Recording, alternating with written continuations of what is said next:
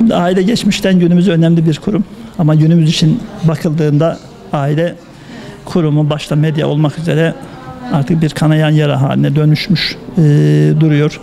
Dolayısıyla ailenin eski kodlarına döndürülmesi, dinin bu konudaki desteğinin de hesaba katılarak adım atılması ve devletin aileyi güçlendirmeye dönük politikalarının da halka yansıması, evet söylem düzeyinde bu var ama bunun halka yansıması, evlilik kurumunun güçlendirilmesiyle ilgili vakıfların ve iş adamlarının üzerine düşeni yapması, tabii akademinin de aileyi geliştirmeye dönük araştırmalarının da sürece katkı vermesini önerebilirim ben. Dolayısıyla evet aile bir saldırı altında ama buna karşılık bu söylediğimiz kurumların, kişilerin de sürece katkı vermesini önemli görüyorum ben. Şöyle bilinen durum şu, eskiden de bu türlü akımlar vardı. Bugün sosyal medya üzerinden, bugün internet üzerinden bunların hiçbir filtreye tabi tutulmadan yaygınlaştırıldığını görüyoruz.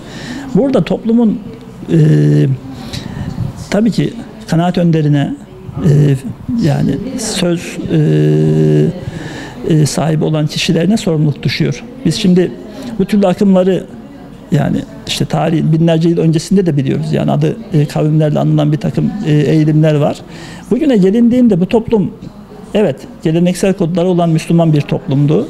Bu kodların bugün giderek yerini başka kurumlara, başka eğilimlere bıraktığını bizim önce fark etmemiz gerekiyor. Yani toplum, evet bugün geleneksel toplum kodlarını belli ölçüde belki devam ettiriyor ama risklere de açık hale gelmiş görünüyor. Yani modern toplum, postmodern toplum, bilgi toplumu, sanal toplum dediğimiz pek çok süreç bu sürecin içerisinde yer alıyor. Yani aileyi ve kurumları, değerleri muhafaza edecek gene bu toplumun ortak paydasında yer alan insanlar.